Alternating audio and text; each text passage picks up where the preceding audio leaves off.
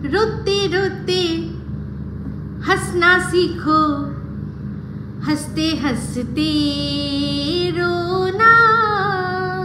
जितनी चाबी भरी राम ने, अरे उतना चले खिलौना।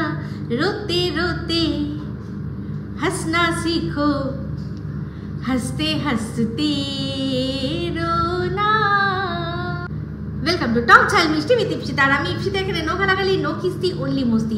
আজকের ভিডিও শুরুতে ইন্ট্রোডাকশনে যে গানটা গাইলাম সেটা কার জন্য গাইলাম? আমাদের ওয়াইটির ফেমাস দালাল, যাকে কিনা সবাই লাতখোর দালাল বলেও চেনে, তো তার এখন যা দেখছি রূপ, দেখলাম পরপর দুটো ভিডিও দেখবেন। ভিডিওর ভেতরে ঢুকতে হবে না, থাম্বনেল দেখেই বুঝে যাবেন। সেই নিরূপা রায় সাজার একটা, ও কেউ যেন বলেছিল মীনা কুমারী, সাজারে নাকি মীনা কুমারী লাগে, মীনা কুমারী, সেটা শুনে মানে একবার আবারও তার হার্ট অ্যাটাক এসে গেছে। হ্যাঁ, তো সেখানে ট্র্যাজেডি কুইন মীনা কুমারী, আমাকেই সবাই পিসিং পিসিং কেন করে, আমি কি করেছি এরকম করে।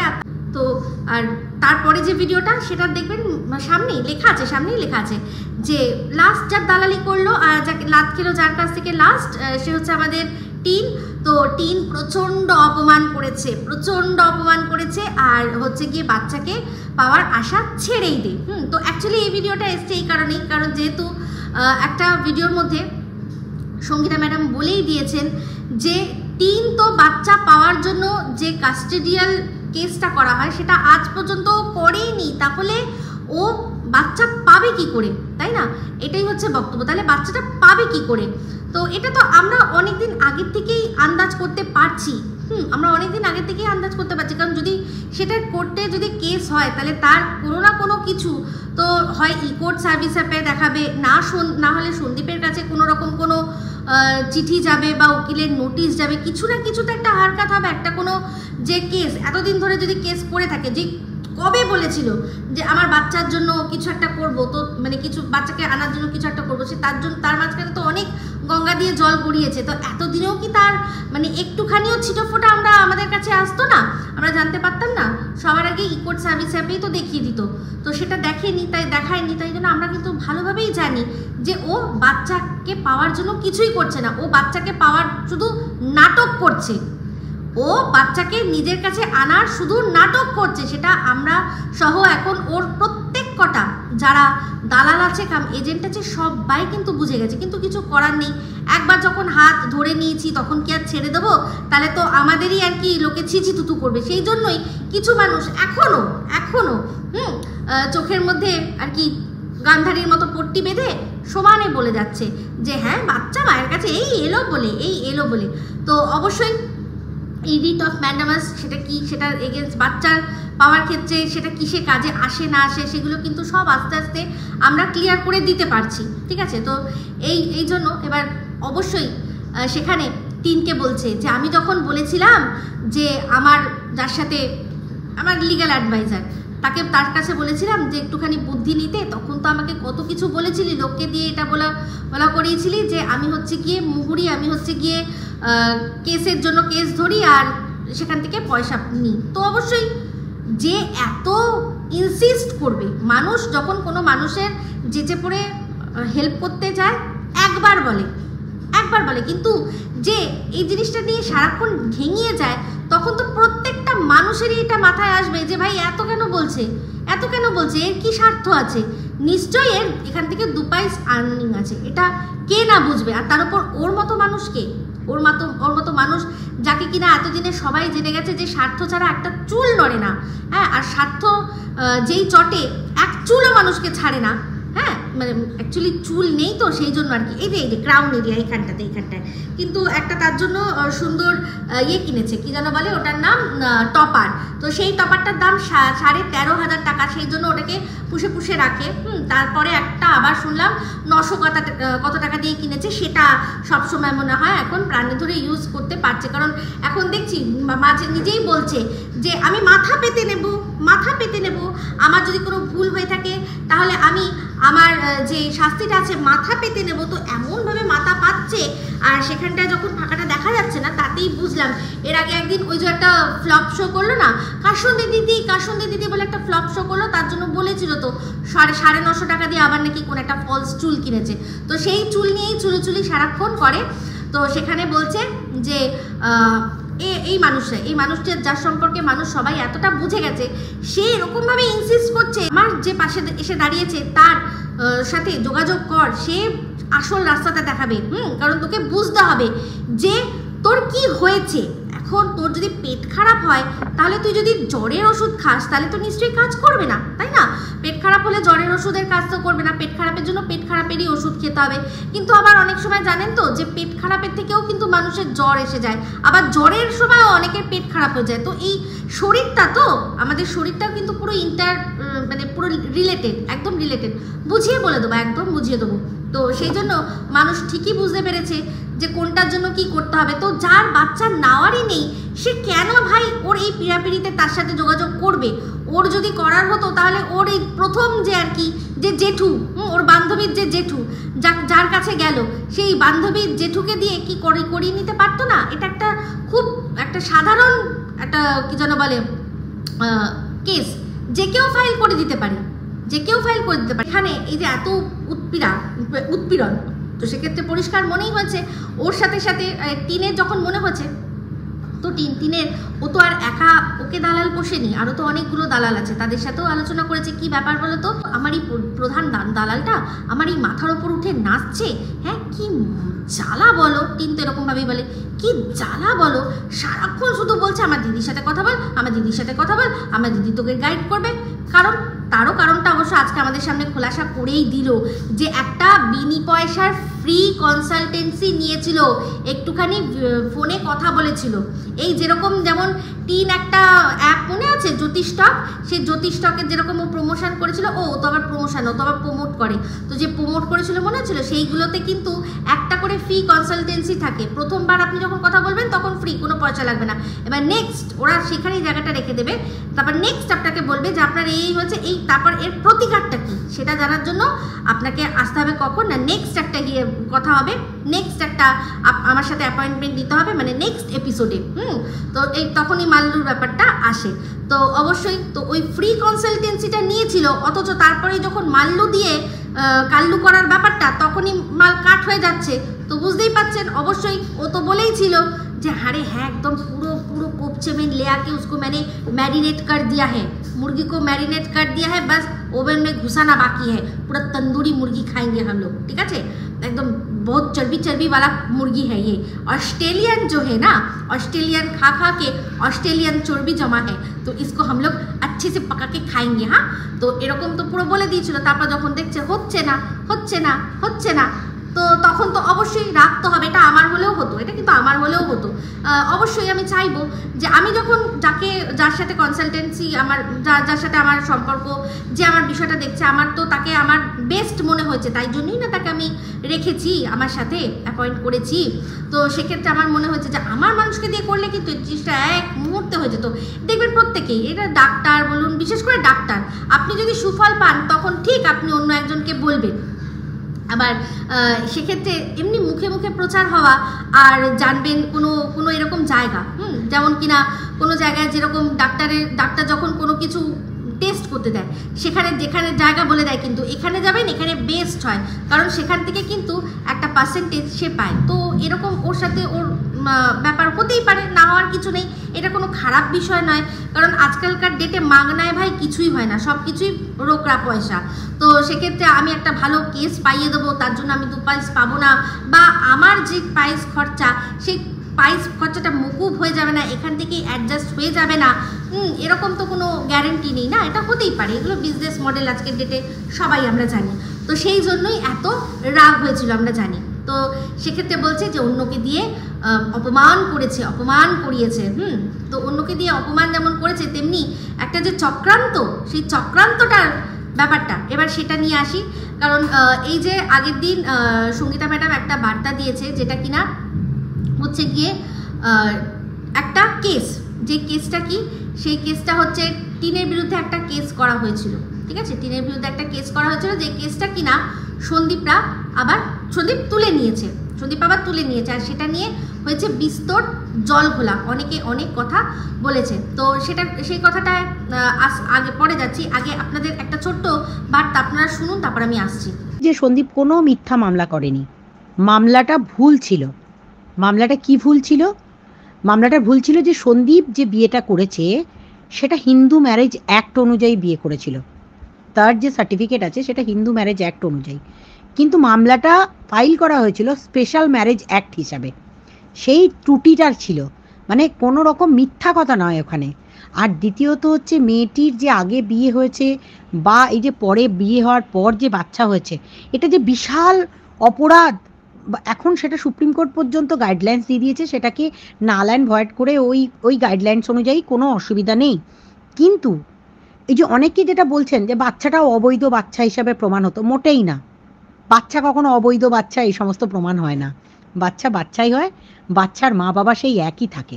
কিন্তু মামলাটাতে কারেকশনাল প্রবলেম ছিল, মানে কারেক্ট করতে হতো, মামলাটা একটু মিস্টেক ছিল বলে আমরা মামলাটা উইথড্র করেছি। আর এই মামলাটা যেহেতু মিস্টেক ছিল, পরবর্তী দিনে সন্দীপকে একটা বিরাট কস্ট পেমেন্ট করতে হতো, যার জন্য মামলাটাকে আমরা উইথড্র করেছি। আর আরেকটা কথা, ডেফিনেটলি আগের উকিলটা ভালো কাজ করেছে, 498 কেসে তার বেল করিয়ে দিয়েছে, সেগুলো অস্বীকার করার জায়গা নেই।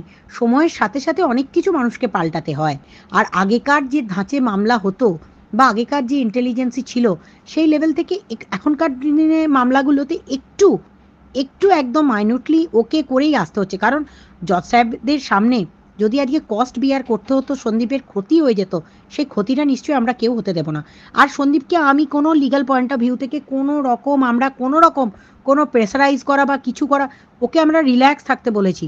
কারণ যে মামলা হবে, যেটা হবে, আমরা সম্পূর্ণটাই বুঝে নেব, কোনো টেনশন নেবেন না।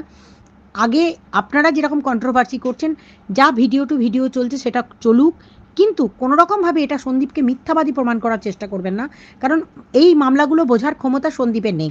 সন্দীপকে সই করতে বলেছেন, উকিলে যা বলেছেন ও সেটা করেছে, উকিলের সামান্য একটু ভুলের জন্য মামলাটাকে আমাদেরকে তুলতে হলো। এই ভুলটা আপনাদেরকে নিশ্চয়ই বোঝাতে পারলাম। এই ক্ষেত্রে সন্দীপকে একদম প্লিজ ভুল বুঝবেন না, দয়া করে। তো অবশ্যই শুনে নিয়েছেন এখানে সঙ্গীতা ম্যাডাম কি বলেছেন, যে একটা অনেকের মনেই একটা সন্দেহ উঠছিল যে এই যে কেসটা, এটা কি কোনো ফলস কেস, সন্দীপ কি কোনো ফলস কেস দিয়েছিল। তো এইটার জন্য আমি সম্পূর্ণ বলবো যে এই আর যে টিম আছে, তারা এই জিনিসটাকে খুব সুন্দরভাবে এটাকে মানে লোকের কাছে প্রেজেন্ট করেছে, সন্দীপকে ভিলেন সাজানোর জন্য এটাকে একটা প্রেজেন্ট করেছে।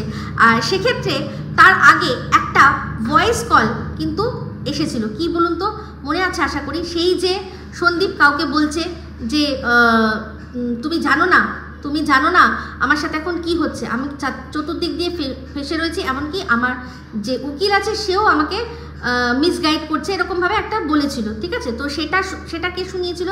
অবশ্যই এই আমাদের ওয়াইটির লাতখোর দালাল, ঠিক আছে।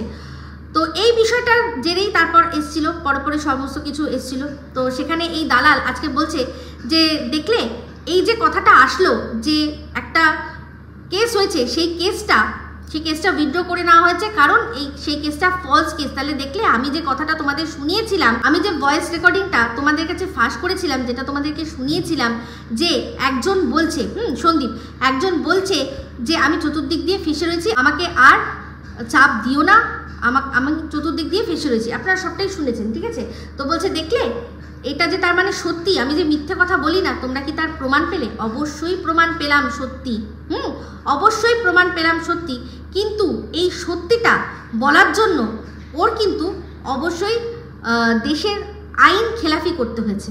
যতই বড় সত্যি বলুক না কেন, কিন্তু এরকমভাবে কারোর কল রিভিল করার একজন ইন্ডিভিজুয়াল মানুষ কখনোই কোনো রকমভাবে কল রিভিল করার কোনো অধিকার নেই উইদাউট তার পারমিশন। হতে পারে সে অনেক কিছু বলতে পারে, এই কল রেকর্ডিংটা সে যদি কোনো প্রশাসনের কাছে দিত, এমন কোনো কথোপকথন হচ্ছে যাতে দেশের বা দশের কোনো ক্ষতি, সেটা আলাদা বিষয়, সেটা প্রশাসন ঠিক করবে যে সেটা সবাইকে শোনাবে কি না শোনাবে। কিন্তু একজন ইন্ডিভিজুয়াল মানুষ, আমাদের দেশে সংবিধানে যে আমাদের মৌলিক অধিকার বা ফান্ডামেন্টাল রাইটসগুলো দেওয়া আছে তার মধ্যে কিন্তু আমাদের গোপনীয়তা রক্ষা তার ওপরেও কিন্তু একটা অ্যাক্ট রয়েছে, ঠিক আছে? তো এখানে সত্য কথা বলা খুব ভালো কথা, সত্য কথা বলা সেটা মুখে শুধু বললেই মানে মুখের অবধি রেখে দেওয়া উচিত ছিল যে এই কথা হয়েছে, আপনারা আমার কথা বিশ্বাস করলে করুন, না করলে আমার কিছু করার নেই। কিন্তু সেই সত্যতাটাকে একেবারে চোখে তুলে লোককে দেখিয়ে দেওয়ার জন্য যে তারপরে যে স্টেপটা নেওয়া হলো সেটা হচ্ছে ইল্লিগাল।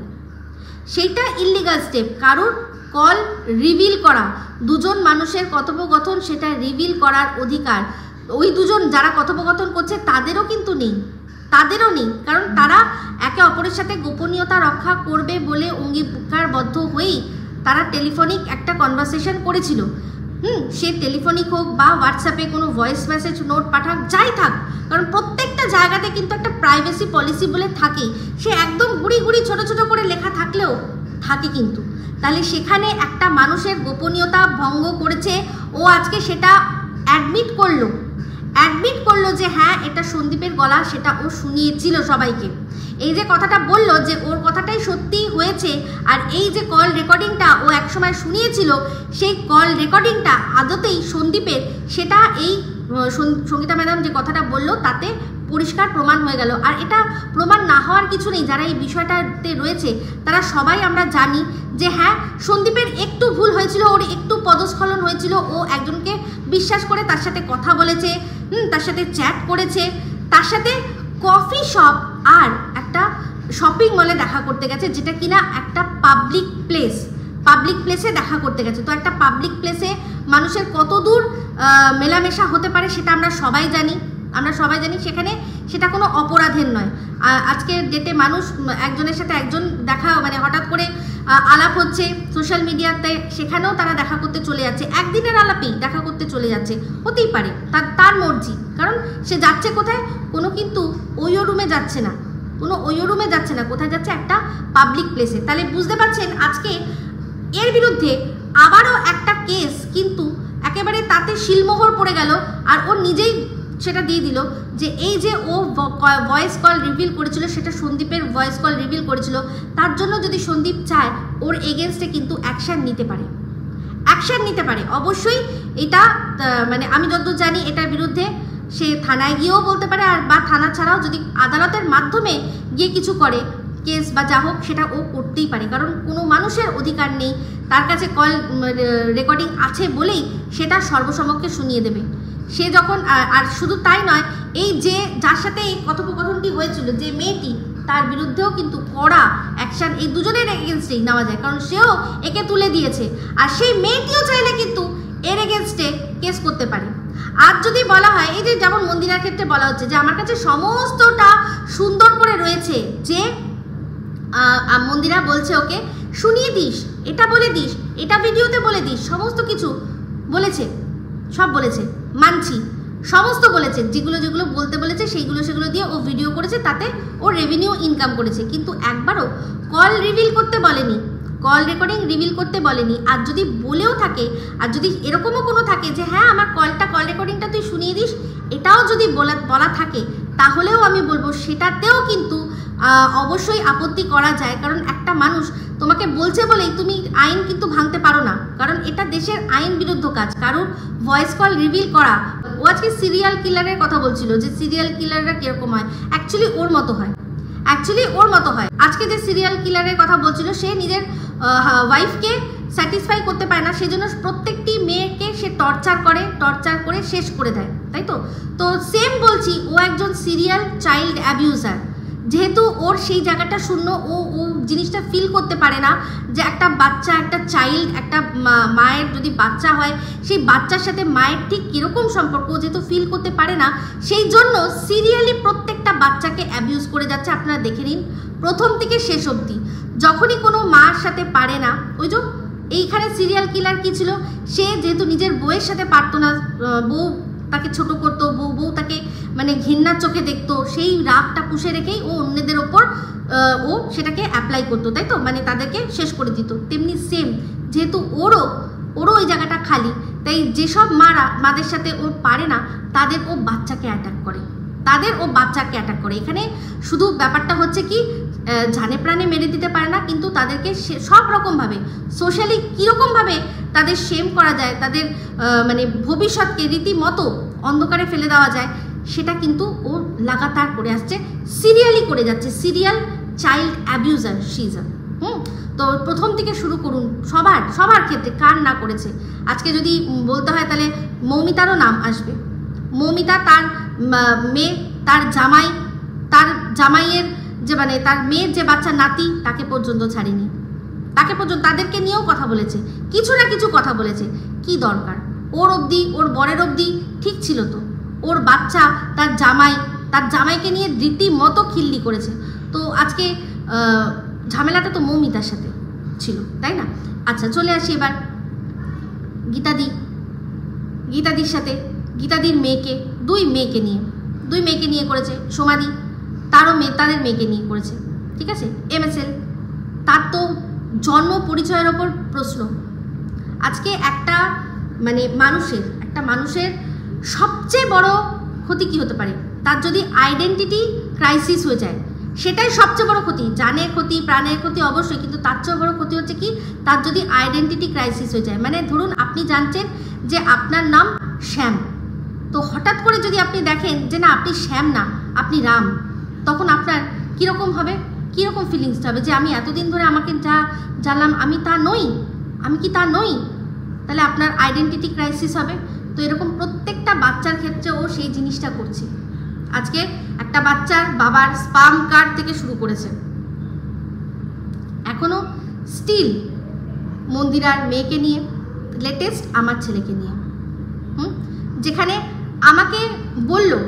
আমাকে যা বলার বললো, আর পুরো একেবারে বুঝিয়ে দিচ্ছে যে ও যে কথাটা বলছে মানে এমনভাবে বোঝাচ্ছে যে যেটা খুব গ্রহণযোগ্য মানুষের কাছে হয়। তো প্রমাণ দিতে পারবে? আমার বক্তব্য একটাই, আমার কাছে কিন্তু সব প্রমাণ রেডি আছে। আমার বিরুদ্ধে যা বলা হয়েছে আমার সব কিন্তু প্রমাণ আছে। কিন্তু ও যে সোশ্যালি এরকমভাবে আমাকে সহ আমার বাচ্চাকে তার আইডেন্টিটি ক্রাইসিস করে দিল, তার জন্য ওর কাছে কি প্রমাণ আছে? সেই জন্যই কিন্তু আজকে এই যে এত বড় পদক্ষেপ, যেটা চিন্তা করে দেখুন যে জিডি একটা জেনারেল ডায়েরি, সেই জেনারেল ডায়েরিটা লেখার আগেও কিন্তু থানায় অনেক প্রশ্ন করা হয়, অনেক প্রশ্ন করে তারপর গিয়ে জিডি লেখা হয়। এমনি আপনার কোনো কিছু হলো, আপনি একটা চিঠি মানে বয়ান কিছু চিঠি দিতে পারেন, সেটা আলাদা বিষয়। কিন্তু যখন জিডি হয় তখন কিন্তু অনেক কিছু চিন্তা করা হয়, তার চেয়েও তার অনেক উপরে হচ্ছে এফআইআর। আশা করি বোঝাতে পারছি যে এই জিনিসগুলো কিসের জন্য হচ্ছে। তো যখন যদি কোনো ক্ষেত্রে জানবেন, যদি কেউ এফআইআর নেয় তো থানা থেকে, তার উপর ডাইরেক্ট থানা থেকে, কোর্ট থেকেও নয়, থানা থেকে ডাইরেক্ট যদি নেয়, তারা যারা বসে আছেন ওখানে, তারা কিছু বুঝে, তারা কিছু দেখে, তারা কিছু সমস্ত কিছু জেনে তারপরেই এই পদক্ষেপটা কিন্তু নিয়েছে। আইন ব্যবস্থার ওপর আমার প্রচুর আস্থা রয়েছে। কিন্তু আজকে দেখলাম যে আইন ব্যবস্থার ওপর আস্থা আছে কিনা জানি না, কিন্তু আইনটাকে নিয়ে ছিনিমিনি খেলবে সেটা কিন্তু পরিষ্কার বলল। যেমন কিনা হচ্ছে গিয়ে প্রচুর পয়সা দেবে, মানে আইনকে কেনার চেষ্টা করবে, সেটা ওপেন বলল। আর তার জন্য বলল যদি দরকার পড়ে ভিক্ষা করব। তো সেই ভিক্ষাটা কোথায় বলল? যে স্টেশনে বসে ভিক্ষা করব। এর আগে যখন ও ভিক্ষা করেছিল তখন কি স্টেশনে বসেছিল? বসেনি তো, এখানে বসেই তো ও ভিক্ষাটা করেছিল, আর হিউজ সাকসেসও পেয়েছিল। সেটা তো আমরা বুঝতেই পারি, ওর ফোন কেনা দেখে, ওর শপিং দেখে, ওর বাড়িতে খাওয়া দাওয়া দেখে, ওর লাইফস্টাইলের উন্নতি দেখে সব আমরা বুঝতে পারি যেগুলো সমস্ত পাবলিকের টাকাতেই হচ্ছে। নাহলে এর আগে এতদিন ধরে এত ইনকাম করছে, কই এতটা তো বিলাসিতা কোনোদিনও দেখিনি। তো অবশ্যই আমরা যেটা দেখব সেটা নিয়ে তো বলবো। যে মানুষটা 200 টাকার দামের একটা জিনিস কেনার জন্য 200 বার চিন্তা করতো, সে এরকম জলের মতো টাকা কেন ব্যয় করছে? নিশ্চয়ই সেই কারণেই ব্যয় করছে, কারণ সেই টাকাটা তার কষ্টে আর্নিং হয়নি, তার হার্ড আর্ন মানি নয়। সে জাস্ট একটা পোস্ট লিখেছে, একটা কিউআর কোড দিয়েছে, সেখান থেকেই হুড়হুড় করে টাকা চলে এসছে। সেই জন্য সেই টাকা খরচা করতে ওর একটুও গায়ে লাগছে না। ঠিক আছে, তো যাই হোক, দেখলাম যে আজকে ওই যে লাইভটা সেটা নিয়ে বলতে বসেছে। তো সেক্ষেত্রে আমি একটাই কথা বলবো, মন্দিরার সাথে ওর যে ব্যাপারটা, মন্দিরা ওকে যাই করতে বলুক, মন্দিরা ওকে যা করতে বলেছে ও করেছে, সেই অবধি ঠিক আছে। তারপর যখন মন্দিরা ওকে স্টপ করতে বলছে, তাহলে কেন স্টপ করছে না? আমি মানছি ও বলছে যে আমি যা করেছি মন্দিরার কথাতেই করেছি, তাহলে বলুন ওর কথাতেই তো দ্বিচারিতা আছে, দোগলামি আছে। যদি ও মন্দিরারই এত বাধ্য, তাহলে যখন করতে বলেছিল করেছিল, এখন তাহলে থামতে বললে কেন থামছে না? আজকে চিন্তা করুন, ও যখন এই রোগের কথা বলছে, আমি সেটা দিয়ে আমি রোগ দিয়েই বলছি। আজকে আপনার কোনো একটা রোগ হয়ে গেছে, আপনার জন্ডিস হয়েছে, আপনি সেই যতদিন হয়েছে ততদিন আপনি ওষুধ খেয়েছেন, যা আপনার দরকার যেরকম নিয়মভাবে থাকার আপনি থেকেছেন। আর যখন সেই জন্ডিসটা সেরে গেছে, তখন কি আবার আপনি সেই যেরকমভাবে ছিলেন সেরকমভাবেই থাকবেন, নাকি আপনার নিজের জীবনের আবার যেটা মেন স্রোত, যে মেন ছন্দ, তাতে ফিরে যাবেন? ওর একটা রোগ হয়েছিল, সেই রোগের সময় ওর যেটা করার দরকার ও করেছে, তার সাথে আরও অনেক মানুষকে যুক্ত করেছে। রোগের যখন কোনো মানুষের রোগ হয় তখন তো আরও অনেক লোক লাগে না, তো কেউ ওষুধ দেয়, কেউ হয়তো স্পেশাল রান্না করে দেয়, এরকম প্রচুর মানুষ তো লাগে। তো ওর একটা রোগ হয়েছিল, সেই রোগের জন্য যখন যেটা করার সেটাও করেছে।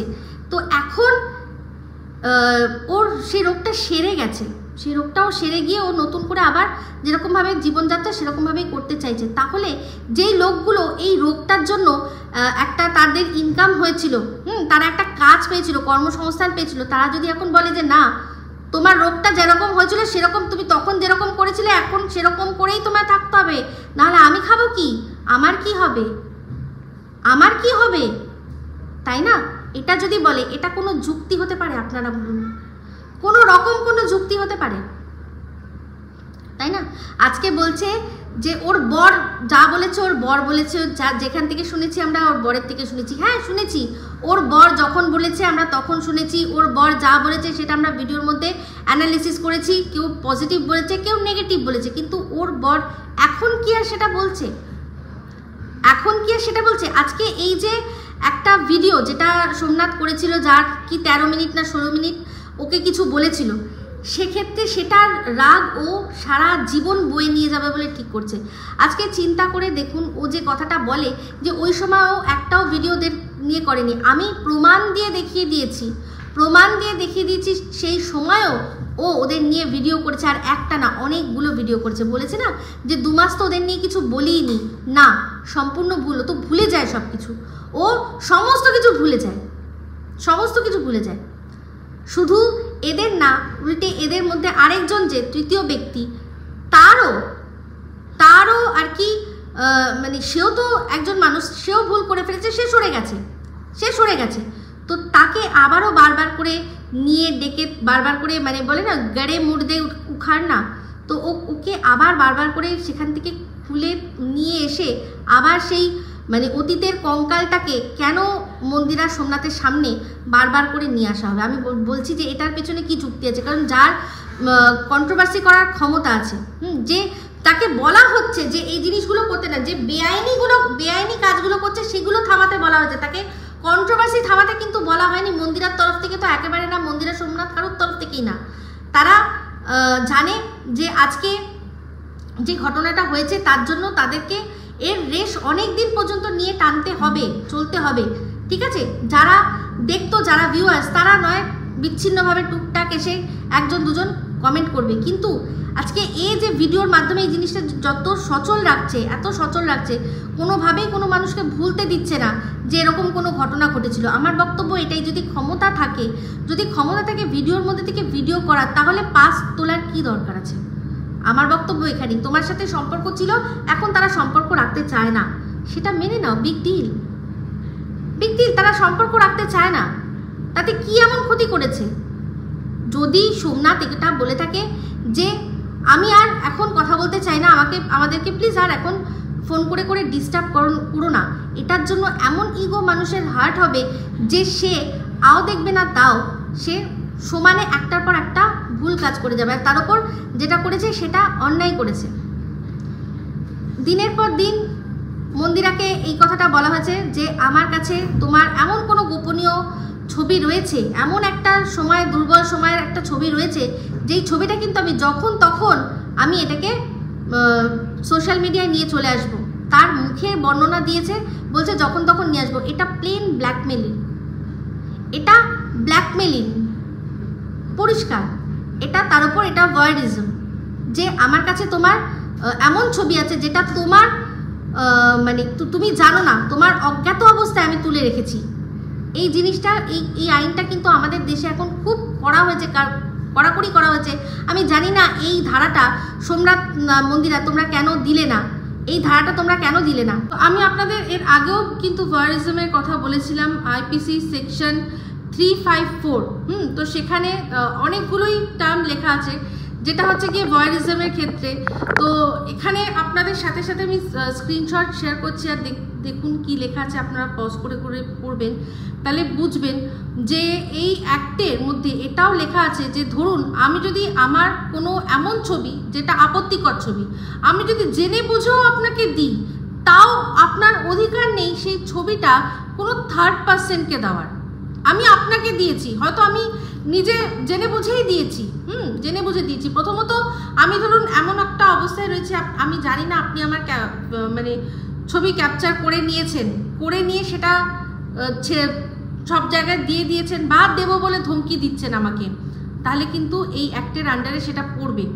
ঠিক আছে, তো সেক্ষেত্রে আমি এমনও আছে, আপনারা পড়ে দেখুন, যে যদি কেউ নিজের মানে স্বইচ্ছাও যদি দেয়, তাও কিন্তু আপনারা সেই ব্যক্তির চাইলে তৃতীয় ব্যক্তিকে দিতে পারে না। সেখানে অবশ্যই ভাইরাল করা তো বিশাল বড় ব্যাপার।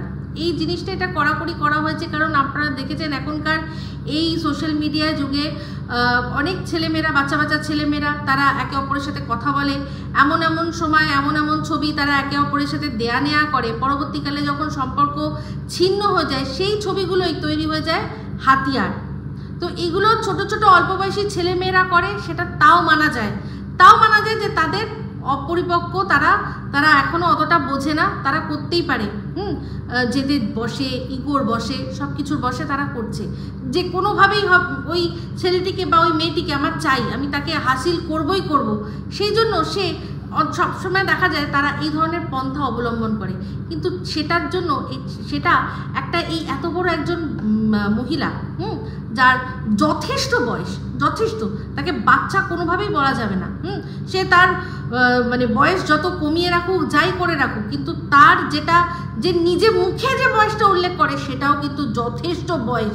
একটা পূর্ণ বয়স্ক মানুষ, যার কিনা পূর্ণ ম্যাচুরিটি এসে গেছে, সে এই জিনিসটা জেনে বুঝে দিনের পর দিন করছে। তো তার জন্য কিন্তু মানে ভয়ানক পরিমাণে আমাদের আইপিসির আন্ডারে, আমাদের কনস্টিটিউশনে বিশাল তার জন্য শাস্তি রয়েছে। দেখুন, দেখে নিন। হ্যাঁ, তো এক্ষেত্রে আরও একটা দেখুন, 509 দেখে রাখুন, এইটাতেও দেখে রাখুন, এর আন্ডারেও কি মানুষের হতে পারে, যারা এই জিনিসটা লঙ্ঘন করে তার ক্ষেত্রে কি হতে পারে। আমি সবই একসাথে পেলাম আপনাদের সাথে, সেই জন্য শেয়ার করলাম। তো দিনের পর দিন এই জিনিসটা করে আসছে, দিনের পর দিন এই জিনিসটা করে আসছে সোমনাথ মন্দিরার সাথে। আজকে ও হতেই পারে ও বলতে বলেছিল, তুমি তোমার মর্জিতে বলেছো, আজকে ওর ওপর তুমি চাপাতে পারো না যে ও বলেছে তাই জন্য আমি করেছি। তাহলে এই যে আমি যেটা বলছিলাম, যে ও বলছিল না সিরিয়াল কিলারের কথা, আমি বলছি সুপারি কিলারদের কথা। তাহলে আমাদের দেশে প্রত্যেক কটা সুপারি কিলার এসে বলবে আমি করতে চাইনি, আমাকে তো ও বলেছে করতে, আমি দেখেছি ফায়দা আছে সেই জন্য আমি করেছি, আমাকে ক্ষমা করে দিন, আমাকে ক্ষমা করে দিন, আমাকে ছেড়ে দিন। কখনো হবে? কখনো হবে? আমাদের দেশে প্রমাণ লোপাট করার জন্য বিশাল শাস্তি রয়েছে, সেখানে একজনের কথায় আরেকজন মানুষকে শেষ করে দিচ্ছে, বা ওই কিডন্যাপ করে নিচ্ছে, যা হোক, যে কোনো অপরাধমূলক কাজ একজন আরেকজনের কথায় করছে।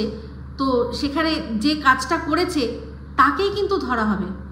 যে করতে বলেছে সে আদৌ বলেছে কি বলেনি সেটা প্রমাণ সাপেক্ষ, আর বললেই যে একটা মানুষকে অপরাধ করতে হবে এটা আদালত মানবে না। যে একজন মানুষ তোমাকে বলেছে বলেই তুমি করে দেবে। আমি যদি এখন তোমাকে বলি তুমি ঝাঁপ দাও, তুমি ঝাঁপিয়ে দেবে? ঝাঁপাবে না তো, তুমি তো নিজের বুদ্ধি দিয়ে বিচার করবে। তো তারা বিচার করতে বসেছে ওখানে, তারা সব দিক বুঝেই বিচার করবে, ঠিক আছে? তো যাই হোক, সেখানে আমাকে নিয়ে বলার তো মানে অনেক, ওর মুখ চুলকাচ্ছিল, আমি বুঝতে পারছিলাম, কিন্তু বলতে তো পারছে না। সেই জন্য শেষমেশ কি হলো না, আমার বরের ওপর অ্যাটাক, আমার বরের ওপর অ্যাটাক। আমার বরকে বলছে যে মানে কি বললো যে বাজে দেখতে, হ্যাঁ হনুমান, ভালো কথা, হনুমান ওয়ার্ডটার মধ্যেই স্বয়ং ভগবান লুকিয়ে রয়েছেন, স্বয়ং ভগবান আছেন হনুমানের মধ্যে, ঠিক আছে? তো হয়তো ওই যে এক হচ্ছে আমার ছেলে, সে মহাদেবের ভক্ত, আর আজ তো আমার বরকে হনুমানের সাথে তুলনা করে দিল, তাহলে তো জয় আমার নিশ্চিত, তাই না? আপনারা সবাই জানেন, আর সেটা হবে। আমি আগেই বলে দিয়েছিলাম না যে হয়তো এই যে এত বড় ওর দ্বারা যে জিনিসটা হলো, হয়তো আমার হাতেই লেখা ছিল, তাই জন্যই হয়তো হচ্ছে। তো আমি আমার চেষ্টা অবশ্যই চেষ্টা করে যাব, তারপর বাদবাকিটা সব ছেড়ে দেবো আমাদের দেশের আইনের ওপর, আর আমি একদম ওপরওয়ালার যে আইন আছে তার উপর, ঠিক আছে? তো যাই হোক, এই ভিডিওটাতে এটুকুই বললাম।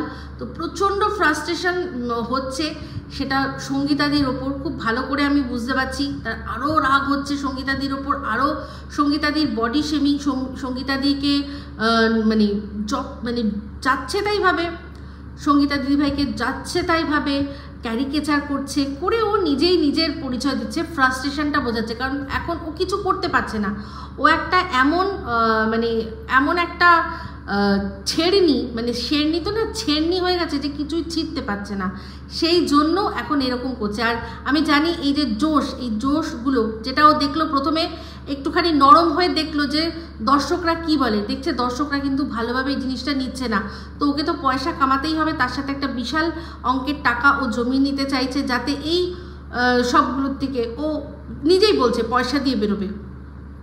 তো সেই জন্য সেই পয়সাগুলো দিয়ে যাতে ও বেরোতে পারে। তো একটাই কথা বলবো ভাই, যে পয়সা দিয়ে এরকমভাবে বেরিয়ে লাভটা কি আছে? পয়সা দিয়ে যদি আমদানি